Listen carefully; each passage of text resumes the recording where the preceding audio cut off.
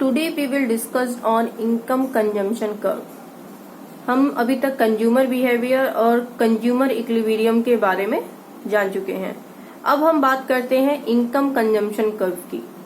Income consumption curve क्या कहता है कि जब आपकी इनकम में चेंजेस होते हैं तो उसका इफेक्ट आपके डिमांड पर क्या पड़ता है। कंज्यूमर इक्विलिब्रियम की अगर बात करते हैं तो हम क्या वहां पे देखे थे कि कंज्यूमर उस पॉइंट पे इक्विलिब्रियम पे होता है जहां पे उसकी बजट लाइन आपके इंडिफरेंस कर्व को टच करती है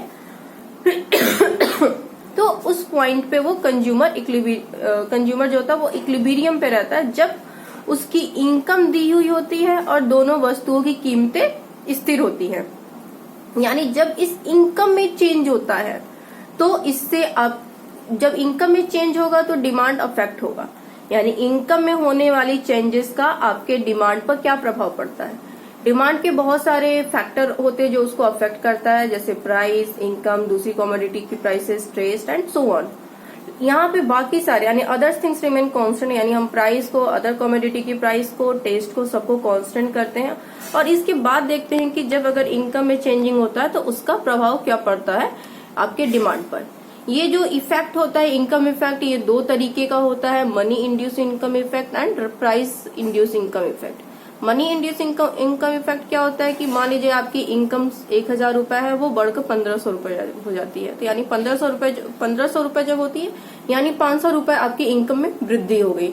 तो इसे हम ये जो मॉनेटरी टर्म में जो आपकी इनकम बढ़ती है इसका क्या प्रभाव पड़ता है आपके डिमांड पे, इसे हम बोलते हैं money induce income effect. Now price induce income effect, यानी किसी कमोडिटी की प्राइस अगर 10 रुपए है, अगर वो घटकर 5 रुपए हो जाती है, यानी आप पहले उस कमोडिटी को प्राप्त करने के लिए 10 रुपए पे करते थे लेकिन अब उसे 5 रुपए में ही आप प्राप्त कर लेते। यानी ये जो 5 रुपए का आपको बेनिफिट हो रहा है वो आपके रियल इनकम में वृद्धि करता है। तो ये प्राइस इंड्यूस इनकम इफेक्ट है जिसकी चर्चा हम बाद में करेंगे, लेकिन अभी हम मनी इंड्यूस इनकम इफेक्ट की चर्चा करते हैं। कंज्यूमर जिन वस्तुओं की डिमांड करता है उन्हें हम कुछ दो भागों में बांट सकते हैं, normal goods and inferior good.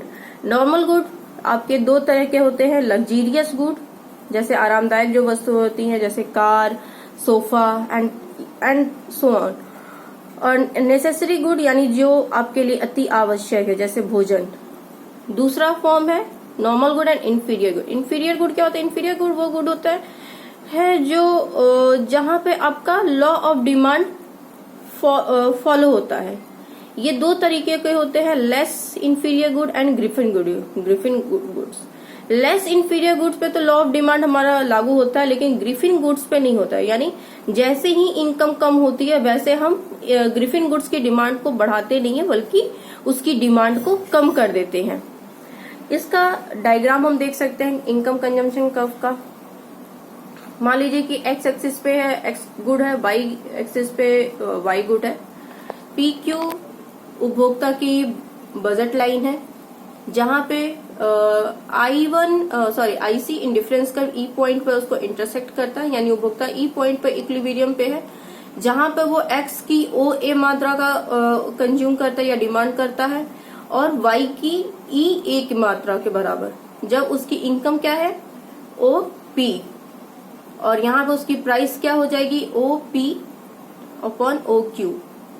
चूंकि अब मान लीजिए कि अब उपभोक्ता की इनकम बढ़ जाती है, जब इनकम बढ़ेगी तो ऑब्वियसली उसकी बजट लाइन क्या होगी आगे की तरफ शिफ्ट कर जाएगी, यानी पी क्यू से शिफ्ट होके P1 Q1 हो जाएगी।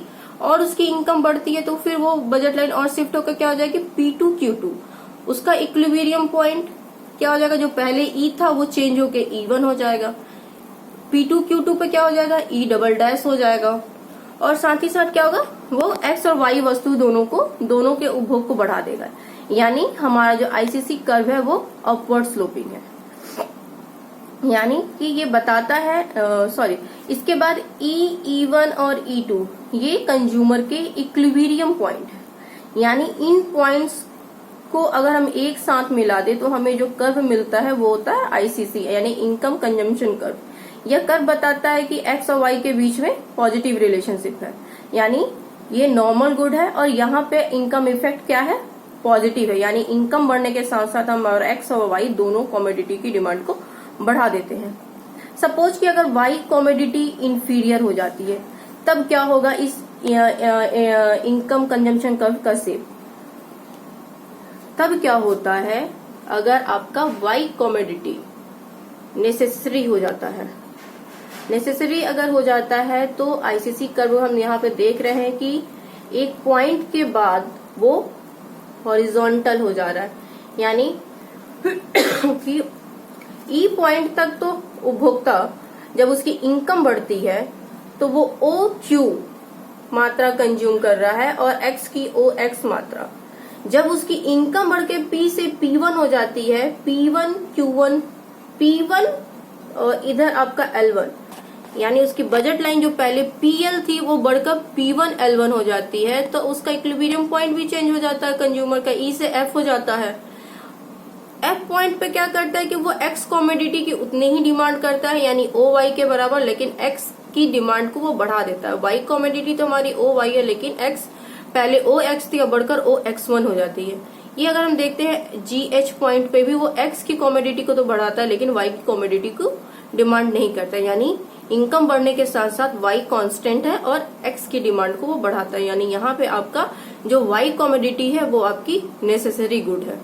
सपोज कि अगर X कमोडिटी नेसेसरी हो जाए तो फिर क्या हो जाएगा, इंडिफरेंस कर्व आपका, ये इनकम कंजम्पशन कर्व का शेप ये आपका वर्टिकल हो जाएगा एक पॉइंट के बाद, यानी ई पॉइंट तक अगर हम देखते हैं कि कंज्यूमर की जो इनकम है उससे हम वाई की ओ वाई मात्रा और एक्स की ओ एक्स मात्रा कंज्यूम करते हैं, लेकिन जैसे ही इनकम बढ़ती है कंज्यूमर की, उसकी बजट लाइन शिफ्ट कर जाती है, पीएल से PL1 हो जाती है, उसका जो इक्विलिब्रियम पॉइंट ई है वो E1 हो जाता है। फिर उसकी अगर इनकम बढ़ती है तो फिर हमारा बजट लाइन है जो शिफ्ट कर जाएगा, PL1 से P2 L2 हो जाएगा और उसका इक्विलिब्रियम पॉइंट, यानी इस बजट लाइन पे जहां indifference curve double dash touch करता है वो E2 पॉइंट है, ये लगातार उसके इक्विलिब्रियम पॉइंट ऊपर की तरफ शिफ्ट कर जाएंगे। लेकिन यहाँ पर हम देखते हैं कि वो वाई कमोडिटी इनकम में चेंज की वजह से वाई कमोडिटी की तो वो कंजम्पशन को बढ़ाता है, लेकिन एक्स हमारा यहाँ पे क्या है, कांस्टेंट है, यानी जैसे जैसे हमारी इनकम बढ़ती है वैसे वैसे हम वाई कमोडिटी के कंजम्पशन को बढ़ाते हैं, लेकिन एक्स कमोडिटी का कंजम्पशन हमारा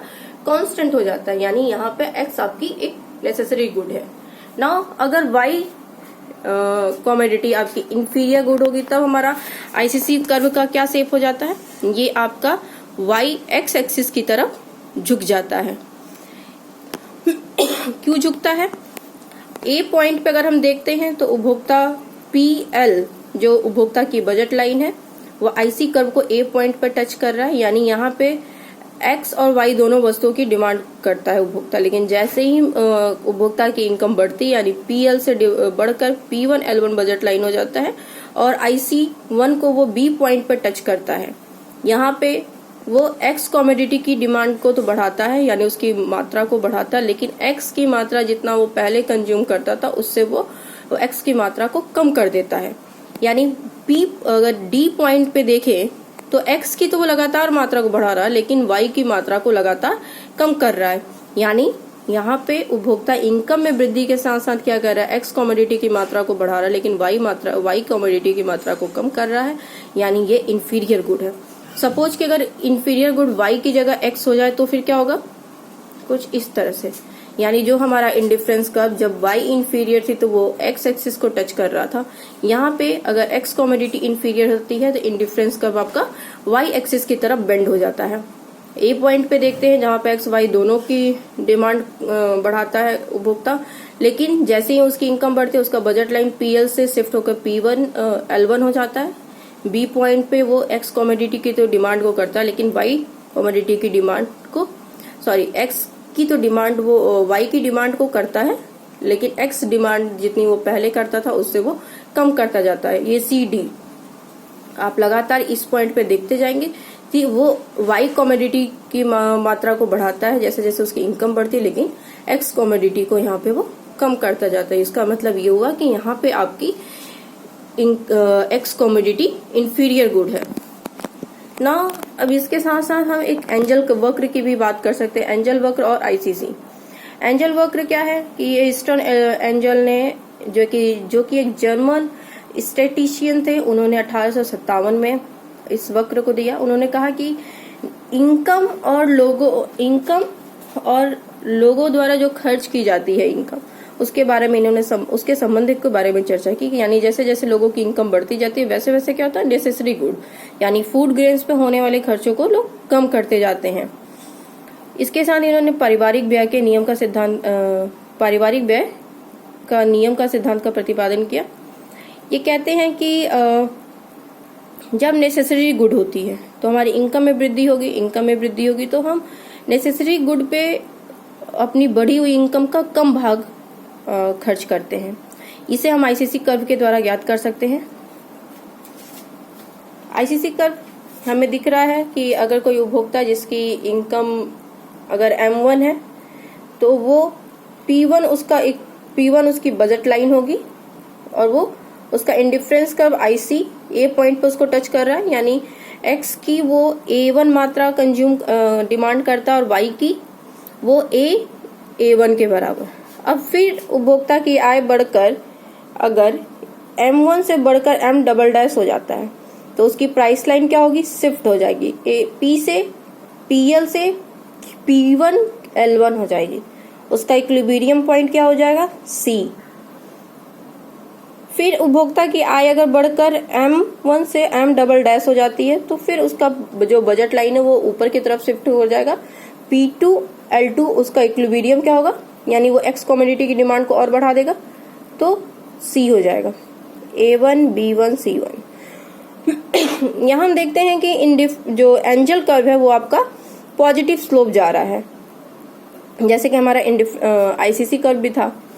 यहाँ एंजल कर्व क्या है, ये आपका बेंड है y एक्सिस की तरफ। यानी अगर हम ध्यान से देखें तो हमें दिखता है कि OA is a less than OB is a less than OC। यानी जैसे जैसे हमारी इनकम बढ़ती है वैसे वैसे हम X कमोडिटी की डिमांड को तो बढ़ाते हैं लेकिन हम इसे घटती हुई दर में बढ़ाते हैं, यानी X कमोडिटी यहाँ पे आपका नेसेसरी गुड है। नाउ अगर लग्जीरियस गुड होगा तब क्या हो जाएगा एंजल कर्व। कहते हैं एंजल की जब लग्जीरियस गुड्स की बात आती है, यानी तो ये जो एंजल कर्व होता है वो आपका X एक्सिस की तरफ बेंड होता है। ये कुछ इस तरह से ऐसे बेंड होगा। सपोज कि अगर उपभोक्ता की आय बढ़ती है, वो X कमोडिटी की OA मात्रा कंज्यूम करता है या डिमांड करता है तो Y की कितनी कमोडिटी की डिमांड करेगा, OA1। फिर उसकी इनकम बढ़ती है तो वो X कमोडिटी की डिमांड कितनी बढ़ा रहा है, OA। B की भी बढ़ा रहा है। यानी इनकम में यहाँ पे इनकम है, जैसे जैसे हमारी इनकम में वृद्धि होती जा रही है वैसे वैसे हम क्या कर रहे हैं, X कमोडिटी की बढ़ती हुई दर से हम वृद्धि कर रहे हैं। यानी OA is greater than OB is greater than OC, यानी ये आपकी लग्जीरियस गुड है। एंजल यही बात कहते हैं कि जब हमारी इनकम बढ़ती है तो हम लग्जीरियस गुड पे ज्यादा खर्च करने लगते हैं एज कंपेरिजन टू नेसेसरी। यानी अगर कोई पुअरर व्यक्ति है तो उसका जो खर्च होता है वो सबसे ज्यादा कहाँ खर्च होता है, फूड ग्रेन्स पे। इंफीरियर गुड्स के बारे में एंजल क्या कहते हैं कि ये जो अभी तक हमें पॉजिटिव स्लोप देखने को मिला एंजल कर्व का, अगर इंफीरियर गुड होता है तो ये एंजल कर्व आपका नेगेटिव हो जाता है। इस एक्सिस पे Y है और X एक्सिस पे गुड्स है, Y एक्सिस पे इनकम है, X एक्सिस पे X गुड। ये कहते हैं कि मान लीजिए कि इनकम अगर आपकी इस पॉइंट पे है तो आप X कमोडिटी कितनी डिमांड कर रहे हैं यहाँ पे, लेकिन जैसे ही आप X की डिमांड आपकी इनकम बढ़ जाती है आप तुरंत X की डिमांड को कम कर देते हैं। फिर आपकी इनकम बढ़ती है आप X की डिमांड को कम करने लगते हैं। यानी इनकम बढ़ने के साथ साथ आप X कमोडिटी की डिमांड को घटाते जा रहे हैं, यानी ये इंफीरियर गुड है। इसके साथ उन्होंने कहा कि एक न्यूट्रल गुड भी होता है, जैसे नमक, जहां पर इनकम के घटने या बढ़ने का उसकी डिमांड पर कोई इम्पैक्ट नहीं पड़ता है, जैसे हॉरिजॉन्टल हो जाता है यहाँ पे हमारा आईसीसी कर्व। ये कहते हैं कि जैसे जैसे हमारी इनकम बढ़ रही है B पॉइंट तक अगर हम देखते हैं तो आपका पॉजिटिव स्लोप है, यानी यहाँ पे सामान्य गुड है। लेकिन ये जो पॉइंट है D से B के बीच का, ये आपका स्ट्रेट है, यानी इनकम में कोई भी चेंजिंग हो जाए लेकिन इसकी डिमांड में कोई परिवर्तन नहीं हो रहा है, इसे हम न्यूट्रल गुड कहते हैं। और ये इसके बाद दोबारा ये बेंड हो जाता है, तो ये आपका यहाँ पे क्या हो रहा है कि इनकम बढ़ने के साथ साथ हम डिमांड को आपका इसी का पीछे की तरफ शिफ्ट हो रहा है, यानी यहाँ पे आपका इंफीरियर गुड्स है, जैसा हम यहाँ पहले ही बता चुके हैं इंफीरियर गुड्स के कॉन्टेक्स्ट में। तो यहाँ पे ये आपका इनकम कंजम्पशन का खत्म होता है। Thank you.